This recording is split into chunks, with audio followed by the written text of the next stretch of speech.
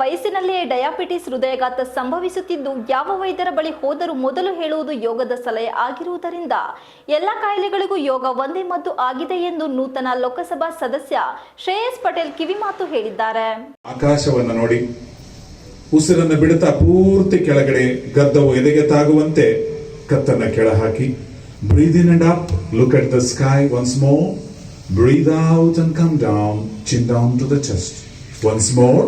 ನಗರದ ಸಾಲಗಾಮಿ ರಸ್ತೆ ಬಳಿ ಇರುವ ಜಿಲ್ಲಾ ಹಾಕಿ ಮೈದಾನದಲ್ಲಿ ಜಿಲ್ಲಾಡಳಿತ, ಜಿಲ್ಲಾ ಪಂಚಾಯತ್, ಆಯುಷ್ ಇಲಾಖೆ, ಯುವಜನ ಸಬಲೀಕರಣ ಮತ್ತು ಕ್ರೀಡಾ ಇಲಾಖೆ, ನೆಹರು ಯುವ ಕೇಂದ್ರ ಸೇರಿದಂತೆ ವಿವಿಧ ಯೋಗ ಸಂಸ್ಥೆಗಳ ಸಹಯೋಗದಲ್ಲಿ ಬುಧವಾರ ಬೆಳಗ್ಗೆ ಹಮ್ಮಿಕೊಳ್ಳಲಾಗಿದ್ದ 10ನೇ ಅಂತಾರಾಷ್ಟ್ರೀಯ ಯೋಗ ದಿನಾಚರಣೆಯ ಕಾರ್ಯಕ್ರಮವನ್ನು ಜ್ಯೋತಿ ಬೆಳಗಿಸುವುದರ ಮೂಲಕ ಉದ್ಘಾಟಿಸಿ ಮಾತನಾಡಿದ ಅವರು, ನಾವು ಯೋಗ ದಿನ ಎಂಬುದನ್ನು ಬಿಟ್ಟು ನಾವೆಲ್ಲರೂ ಯೋಗದ ಹಾದಿಯಲ್ಲಿ ಪ್ರತಿದಿನ ಯೋಗ ಮಾಡುವುದರಿಂದ ತಮ್ಮ ಸ್ವಾಸ್ಥ್ಯಕ್ಕೆ ಉತ್ತಮವಾದ ನಡೆ ಕಂಡುಕೊಳ್ಳಬಹುದು. ಪ್ರಸ್ತುತದಲ್ಲಿ 25 ವರ್ಷಕ್ಕೆ ಡಯಾಬಿಟಿಸ್, ಹೃದಯಾಘಾತ ಎಲ್ಲ ಸಂಭವಿಸುತ್ತಿದೆ. ಎಲ್ಲ ಕಾಯಿಲೆಗಳಿಗೂ ಒಂದೇ ಮದ್ದು ಎಂದರೆ ಯೋಗ. ಯಾವ ವೈದ್ಯರ ಬಳಿ ಹೋದರೂ ಮೊದಲು ಹೇಳುವುದು ಪ್ರತಿದಿನ ಕೆಲ ಸಮಯ ಯೋಗ ಮಾಡಿ ಎಂದೇ ಸಲಹೆ ನೀಡುತ್ತಾರೆ. ನಾನು ಕೂಡ ಮುಂದಿನ ದಿನಗಳಲ್ಲಿ ದಿನನಿತ್ಯ ಯೋಗ ಅಳವಡಿಸಿಕೊಳ್ಳಲಾಗುವುದು ಎಂದರು. ಸ್ವಸ್ಥ ಹಾಸನ ನಗರವನ್ನು ಮಾಡಬೇಕಾಗಿದೆ. ನೀರನ್ನು ಮಿತವಾಗಿ ಬಳಕೆ ಮಾಡಬೇಕು ಎಂದು ಕಿವಿಮಾತು ಹೇಳಿದರು. ಪ್ಲಾಸ್ಟಿಕ್ ಮುಕ್ತ ಹಾಸನವನ್ನಾಗಿ ಮಾಡಬೇಕು. ತಮ್ಮ ಸುತ್ತಮುತ್ತಲಿನ ಪರಿಸರವನ್ನು ಉತ್ತಮವಾಗಿಡಲು ಗಿಡ ಮರಗಳನ್ನು ಬೆಳೆಸಬೇಕು. ಸ್ವಚ್ಛತೆ ವಿಚಾರದಲ್ಲಿ ಈ ಹಾಸನ ನಗರವನ್ನು ಪ್ರಥಮ ಸ್ಥಾನಕ್ಕೆ ಕೊಂಡೊಯ್ಯಲು ಎಲ್ಲರೂ ಒಟ್ಟಿಗೆ ಕೊಂಡೊಯ್ಯೋಣ ಎಂದು ಸಲಹೆ ನೀಡಿದರು. ನಾನು ಸಂಸದನಾಗಿ 15 ದಿನಗಳಾಗಿದ್ದು ನಿಮ್ಮ ಆಶೀರ್ವಾದದಿಂದಲೇ ಸಂಸದನಾಗಿದ್ದೇನೆ. ನಿಮ್ಮ ಸಲಹೆ ಸಹಕಾರ ನಮ್ಮ ಮೇಲೆ ಇರಲಿ ಎಂದು ಹೇಳಿದರು. ಕ್ಷೇತ್ರದ ಶಾಸಕ ಎಚ್.ಪಿ. ಸ್ವರೂಪ್ ಮಾತನಾಡಿ, ಹಾಸನದಲ್ಲಿ ಇರುವ ಉದ್ಯಾನವನದಲ್ಲಿ ಯೋಗ ಪ್ರಿಯರು ಯೋಗಾಭ್ಯಾಸ ಮಾಡುತ್ತಿದ್ದು, ಶಾಲಾ ಕಾಲೇಜುಗಳಲ್ಲಿ ವಾರಕ್ಕೊಮ್ಮೆ 2 ಬಾರಿಯಾದರೂ ಯೋಗಾಭ್ಯಾಸ ಮಾಡುವ ಜೊತೆಗೆ ಯೋಗದ ಬಗ್ಗೆ ಪಠ್ಯದಲ್ಲೂ ಸೇರಿಸಬೇಕು. ಯೋಗ ಮಾಡುವುದರಿಂದ ಮನಸ್ಸಿಗೆ ಉಲ್ಲಾಸ, ದೈಹಿಕವಾಗಿ ಸದೃಢತೆ ಜೊತೆಗೆ ಆರೋಗ್ಯವನ್ನು ಸಮತೋಲನದಲ್ಲಿ ಇಟ್ಟುಕೊಳ್ಳಲು ಸಾಧ್ಯವಾಗುತ್ತದೆ ಎಂದರು. ನಗರದ ಸ್ವಚ್ಛತೆ ವಿಚಾರವಾಗಿ ಪ್ರತಿಯೊಬ್ಬರು ಕೈ ಜೋಡಿಸಬೇಕು. ಜುಲೈ 1ರಿಂದ ಪ್ಲಾಸ್ಟಿಕ್ ವಿಚಾರದಲ್ಲಿ ಒಂದು ನಿರ್ಧಾರ ಕೈಗೊಳ್ಳಲಾಗುವುದು. ಪ್ಲಾಸ್ಟಿಕ್ ಉದ್ಯೋಗ ಮಾಡುತ್ತಿದ್ದರೆ ಕೂಡಲೇ ನಿಲ್ಲಿಸಬೇಕು.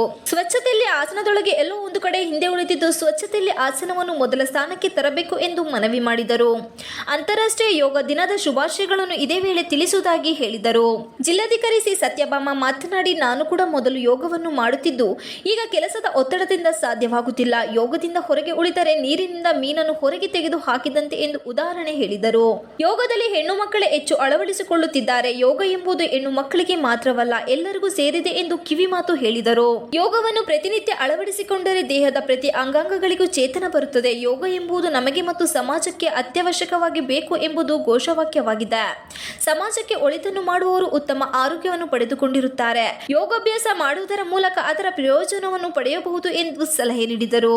ಜಿಲ್ಲಾ ಪಂಚಾಯತ್ ಮುಖ್ಯ ಕಾರ್ಯನಿರ್ವಹಣಾಧಿಕಾರಿ ಬಿ.ಆರ್. ಪೂರ್ಣಿಮಾ ಮಾತನಾಡಿ, ಯೋಗವನ್ನು ಜೀವನದ ಮಟ್ಟಕ್ಕೆ ತೆಗೆದುಕೊಂಡು ಹೋಗಿ ವಿಶ್ವದಲ್ಲಿ ಯೋಗದ ಮಹತ್ವವನ್ನು ತಿಳಿದುಕೊಂಡಿದ್ದೇವೆ. ಈ ಯೋಗವು ವರ್ಷಕ್ಕೆ 1 ಬಾರಿ ಮಾತ್ರ ಸೀಮಿತವಾಗದೆ ದಿನನಿತ್ಯದ ಜೀವನದ ಅಂಗವಾಗಿ ಈ ಯೋಗವನ್ನು ಮುಂದುವರಿಸಿಕೊಂಡು ನಿಮ್ಮ ಶರೀರದ ಸ್ವಾಸ್ಥ್ಯವನ್ನು, ಮಾನಸಿಕ ಸ್ವಾಸ್ಥ್ಯವನ್ನು ಕಾಪಾಡಿಕೊಳ್ಳುವುದಕ್ಕೆ ಬಹಳ ಅನುಕೂಲವಾಗಿದೆ ಎಂದರು. ಈ ಯೋಗವನ್ನು ಎಲ್ಲರೂ ಜೀವನದ ಅಂಗವಾಗಿ ಪರಿಗಣಿಸಿ ದಿನನಿತ್ಯವೂ ಕೂಡ ಅಭ್ಯಾಸ ಮಾಡಿ ಎಂದು ಕರೆ ನೀಡಿದ್ದಲ್ಲದೆ ಅಂತಾರಾಷ್ಟ್ರೀಯ ಯೋಗ ದಿನದ ಶುಭಾಶಯಗಳನ್ನು ಇದೇ ವೇಳೆ ಕೋರಿದರು. ಡಾಕ್ಟರ್ ಬಸವರಾಜ್ ಅವರು ಯೋಗದ ಬಗ್ಗೆ ಪ್ರಾಸ್ತಾವಿಕವಾಗಿ ಮಾತನಾಡುತ್ತಾ, ಯೋಗ ಎಂಬುದು ಮನೆಯಿಂದಲೇ ಬಂದರೆ ಉತ್ತಮ. ಮನೆಯಲ್ಲಿ ಪೋಷಕರು ಯಾವ ರೀತಿ ಇರುತ್ತಾರೆ ಅದರಂತೆ ಮಕ್ಕಳು ಕೂಡ ಅನುಸರಿಸುತ್ತಾರೆ. ಮಕ್ಕಳ ಮುಂದೆ ಯೋಗವನ್ನು ಪೋಷಕರು ಮಾಡಿದರೆ ಮಕ್ಕಳು ಕೂಡ ರೂಢಿಸಿಕೊಳ್ಳುತ್ತಾರೆ ಎಂದರು. ಯೋಗವನ್ನು ಪ್ರತಿಯೊಬ್ಬರು ಮೈಗೂಡಿಸಿಕೊಳ್ಳುವ ಮೂಲಕ ಉತ್ತಮ ಆರೋಗ್ಯ, ಒಳ್ಳೆಯ ಸಮಾಜ ನಿರ್ಮಾಣ ಮಾಡಬಹುದು ಎಂದು ಅಭಿಪ್ರಾಯಪಟ್ಟರು. ಕಾರ್ಯಕ್ರಮದಲ್ಲಿ ಅಪರ ಜಿಲ್ಲಾಧಿಕಾರಿ ಕೆ.ಟಿ. ಶಾಂತಲಾ, ತಹಶೀಲ್ದಾರ್ ಶ್ವೇತಾ ಎನ್. ರವೀಂದ್ರ, ಜಿಲ್ಲಾ ಸರ್ಕಾರಿ ನೌಕರರ ಸಂಘದ ಅಧ್ಯಕ್ಷ ಇ. ಕೃಷ್ಣೇಗೌಡ, ಯುವಜನ ಮತ್ತು ಕ್ರೀಡಾ ಇಲಾಖೆ ಸಹಾಯಕ ನಿರ್ದೇಶಕ ಸಿ.ಕೆ. ಹರೀಶ್, ಜಿಲ್ಲಾ ಆಯುಷ್ ಅಧಿಕಾರಿ ಡಾಕ್ಟರ್ ಮುಸಾಬ್ಯಾರಿ, ಸಂಚಾಲಕ BM. Lakshmikant, doctor GS. Ravindra, Shri Dharmasthala ayurvedic ಆಸ್ಪತ್ರೆ ಹಾಗೂ ಮಹಾವಿದ್ಯಾಲಯದ ನರಸಿಂಹ ಎನ್. ರಾವ್, ಶೈಲಜಾ, ಪತಂಜಲಿ ಯೋಗ ಪರಿಹಾರದ ಶೇಷಪ್ಪ, ಗಿರೀಶ್ ಸೇರಿದಂತೆ ಇತರರು ಉಪಸ್ಥಿತರಿದ್ದರು. ಎಲ್ಲ ಬಂದಿರುವಂತಹ ನಮ್ಮ ತಾಯಿಯಂದಿರಿಗೆ ಎಲ್ಲರಿಗೂ ಬಿಸಿಲು ಜಾಸ್ತಿ ಇದೆ. ನಾನು ಸಹ ತಡವಾಗಿ ಬಂದೆ. ಉಪಹಾರದ ವ್ಯವಸ್ಥೆ ಸಹ ಮಾಡಿರ್ತಾರೆ. ನಿಮ್ಮೆಲ್ಲರ ಸಲಹೆ ಸಹಕಾರ, ನಾನು ಸಹ ನೂತನ ಸಂಸದನಾಗಿ ಒಂದು 15 ದಿನ ಆಗಿದೆ. ನಿಮ್ಮೆಲ್ಲರ ಆಶೀರ್ವಾದದಿಂದ ಸಂಸದನಾಗಿ ನನ್ನ ಆಯ್ಕೆ ಮಾಡಿದ್ದೀರಾ.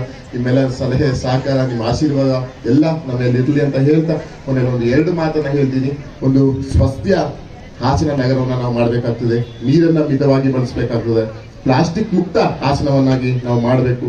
ನಮ್ಮ ಸುತ್ತಮುತ್ತಲಿನ ಎಲ್ಲ ನಮ್ಮ ಪರಿಸರವನ್ನ ನಾವು ಅತಿ ಅಚ್ಚುಕಟ್ಟಾಗಿ ಇಡಬೇಕು. ಮರಗಿಡಗಳನ್ನು ಬೆಳೆಸಬೇಕು.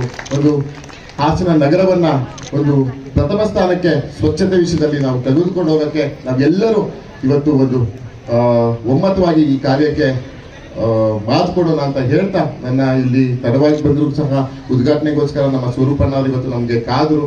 ಅವರಿಗೆ ಧನ್ಯವಾದಗಳನ್ನ ಕೊಡ್ತಾ ಎಲ್ಲರಿಗೂ ನನ್ನ ತುಂಬ ಹೃದಯದ ನಮಸ್ಕಾರಗಳು.